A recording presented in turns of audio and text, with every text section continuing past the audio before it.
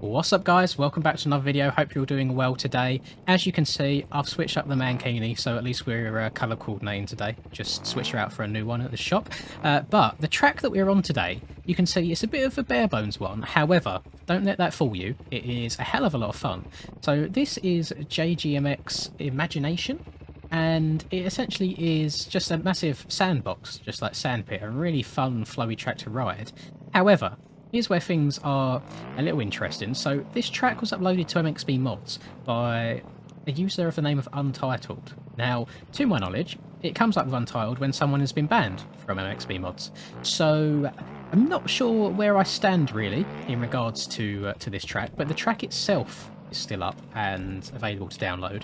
So I think I'm okay in that regards. I'm guessing that the person that transferred it over from Sim to Bikes must have just got into some trouble for something else. So we're not going to go into that. I'm not going to try and do too much digging.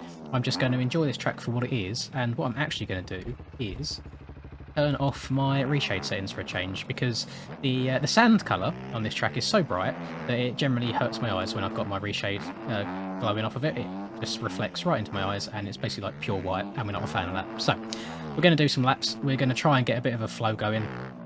And I was a bit surprised when I saw this track, because every now and then I will do like a massive scroll through MXB Mods track section and go way back to the very beginning of it. I think there's like 30 or so pages in total, and just see if I've missed anything along the way and see if anything looks kind of interesting.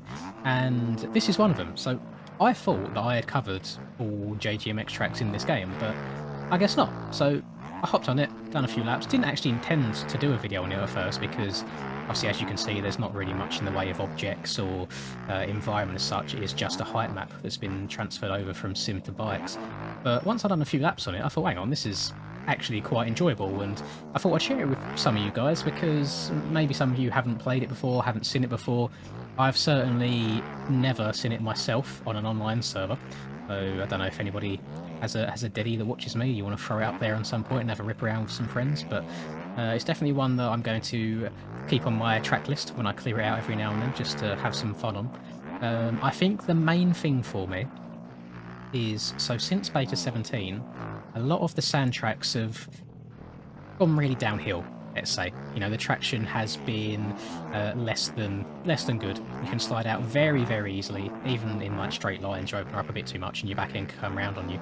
So this track it's not sand traction. I have no idea what it is, but you don't slide out anywhere near as much as you do on tracks like Lerock and Lommel, let's say, so other really deep sand tracks. Well, I think that's kind of what saved it, is it's got that flow of a deep sand track where you have to kind of like tire tap, double, bounce your way through sections, and kind of stay in a rhythm really the whole way around the track. Oh, sorry, quick cut there. I can't stop hiccuping and burping. I don't know what's going on with me. It's not like I even just recently had dinner either. It must have been a couple of hours ago. But sorry, as I was saying, it's a track that you do have the flow of sand. You know, it's nice and bouncy and rhythmy, and you can tire tap some bumps here and there and double your way into corners, which I think is what everybody loves about sand tracks in general. I think they turn into like a massive supercross track, essentially. You just jump your way around the track and find the best line, the best rhythm, essentially. But it doesn't punish you with the beta 17 sand traction, which is really good. And those older viewers of the channel, I'm sure you guys know that for some reason anything JGMX related I always seem to really enjoy, whether it's on Sim or moved over to Bikes. And I guess a big thank you to JGMX as well for actually letting us have these tracks in this game, because I know there's a fair few creators, whether it be from the track side of things or the Bikes gear side of things, but you know, they're the MX Simulator purists. They don't want their work in MX Bikes at all. I feel like we've got that ongoing community war as such, and I just try and sit on the fence and play both of them here and there and try not to get into too much drama. But it's a very fun, very enjoyable track, and I don't think it's a weird one. It's one of them that if you want to put down an absolute burner, an absolute rail, it could be quite difficult to get all your timing down and get your braking points and follow the ruts. But if you just want to hop on a track and have a ride, maybe as a newbie to the game, if you want maybe an introduction to something more sandy like this, notice that pitboard's in an interesting spot on the landing of the jump. This is a very good track for it as well. Now, where there is such a lack of environment and stuff, I was quite surprised to find that all the timing gates work properly. So it is raceable, you know, it is doable. I'd actually quite enjoy seeing a proper race on this, even if it's a 125 race. I know that the EMS 125 series that I do has been looking for some more tracks, so maybe I'll see if I can throw this one in the mix. We literally, last round I done on it, they chose the Redbud of Nations. The Redbud of... Oh my god. Not the Redbud of Nations. They chose the MX of Nations at Redbud, the qualifying version, so the free version that got released for the qualifying for it.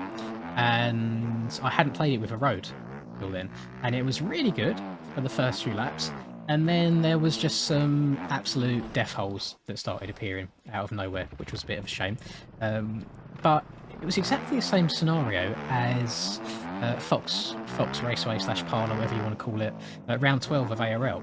So Stone Rider, he's changed the way that the tracks are made ever so slightly. So to give you a little bit of background information, it will be a little bit of an off-topic thing here, but some of you seem to know seem to enjoy knowing what goes, seem to enjoy knowing what goes on behind the scenes. Why am I can't talk today. What? Testing, mic 1 2. We'll go again. I'm not cutting any of that out. That's all staying in. A lot of you guys seem to enjoy finding out what goes on behind the scenes. So, apparently, for quite some time now, the online erode acts differently to the single player erode, which it shouldn't do. Now, when creating tracks, one thing that Stone Rider used to do is have 2 layers of soil, both at, let's say, 0.5, and they would erode together at the same time, you know. So that's why you'd find in the early rounds of Aerial, you'd get quite deep rough for the first few laps, and then it would get to a point where it kind of like smooth out and the track would actually get a little bit faster. So they've since found out that people like TFC and GW and Bayer, they've all been using a bit of a different technique for quite some time, which is have, let's say, 10 layers at 0.1 instead, to make up the same amount, but hopefully make the transition between layers a little bit better, and the erode would be more progressive throughout the race rather than all at once and then nothing, which I believe is what Stone's tried for round 12 of the outdoor season and the qualifying track for Redbud. And I actually really enjoy how the rough and erode forms in the early part of the race. The issue that we're getting now is out of nowhere, from one lap to another, we're getting these massive like death holes start appearing, like massive square edge holes that if you're unfortunate enough for your front or your back wheel to get stuck into, you're probably not going to come out the other side of it alive, which is a bit of a shame. But we thought we'd found a way around it, actually. So Stone, for EU, Stone always keeps the erode on 1. You know, that's how he designs his tracks. He wants the erode to stay on 1 and believes that's the best way to do it. That's when we discovered the death holes at round 12. So for the NA version that same night, Chicken decided he's going to try it at 0.5, and the holes almost completely vanished. We had 1 or 2 rather than 5 or 6 from EU. So I thought, there you go, that's the way of solving it, just run a slightly less erode value, and the track rode really well, and I don't think anybody truly disliked round 12. I think it was quite a positive response overall. But I believe that same track making method was used for Redbud, and the EMS race that we done ran it on 0.3, or even lower than what Chicken done, and we had death holes in every single rut around the track. We was towards the end of Moto 2, we was having to go inside of the inside, you know, parts of the track that people hadn't even touched yet, just searching for softer, like smooth ground, which I have 2 opinions on. One is that's hella boofed, that those random holes shouldn't be appearing like that, it needs looking into and fixing, which I actually think is more a Proboso issue than anything else. I think Proboso needs to reevaluate how the erode system works and how the layers interact with each other in game to not make these random like square edge holes out of nowhere. And then the second way I look at it is I actually like it in a backwards kind of way. Whilst it's frustrating to randomly get spit out in a rut that was completely perfect the lap before, it's also nice mid-race going, okay, this rut is no longer usable, let me try something else and switch up my lines. Which, as we know, in real life is a fairly common thing. You know, ruts deteriorate throughout a race, other lines become more available and faster, so people will change up their line.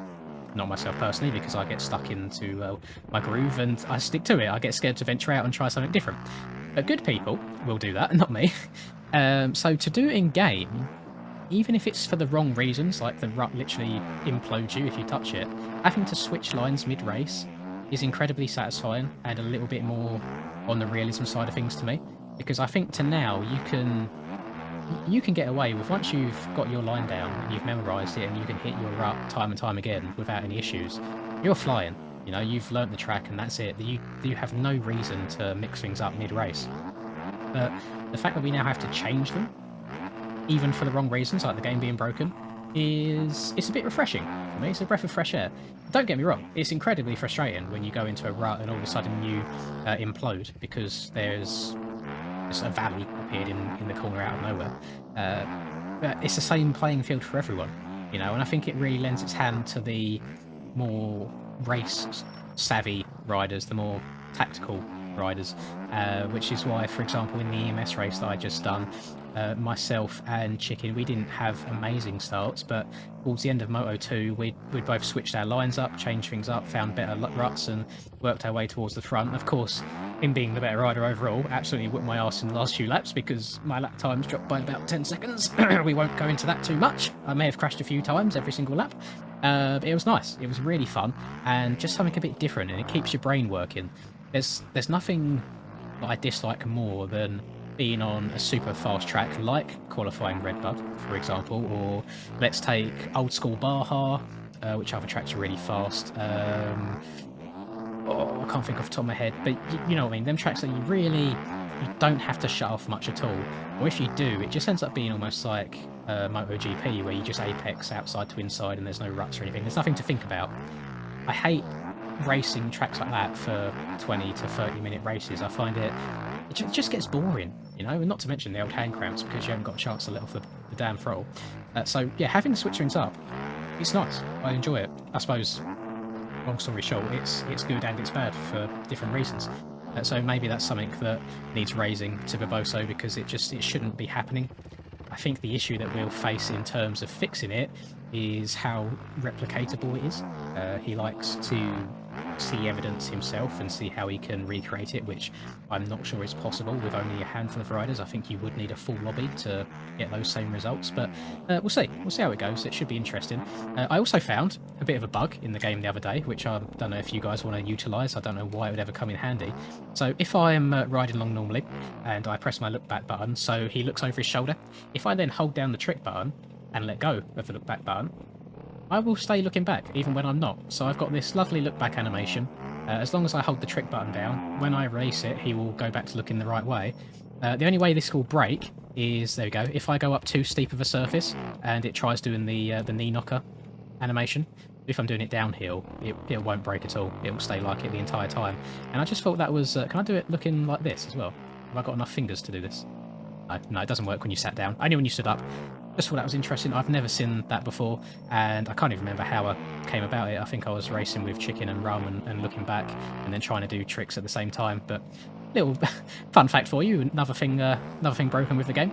But I'm hoping for good things to come. I'm quite hopeful about it. I think the game is progressing in the right direction, even if you guys, the general player, hasn't seen it just yet because you don't see all of the behind the scene things. But there's good things coming. I promise. It's on its way.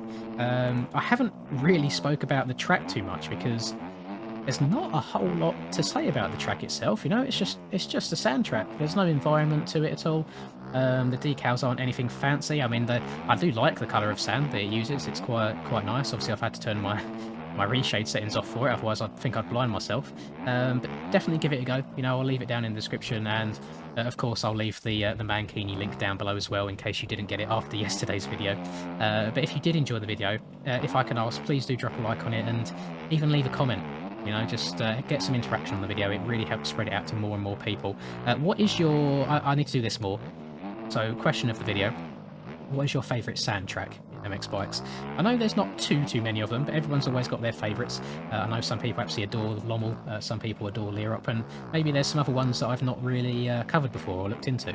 But I think this one probably takes the cake for me. I do really enjoy it. So yeah, drop a like, leave a comment, subscribe to the channel if you're new. Have a lovely rest of the day, wherever you guys are up to. And until I catch you in the next video, peace.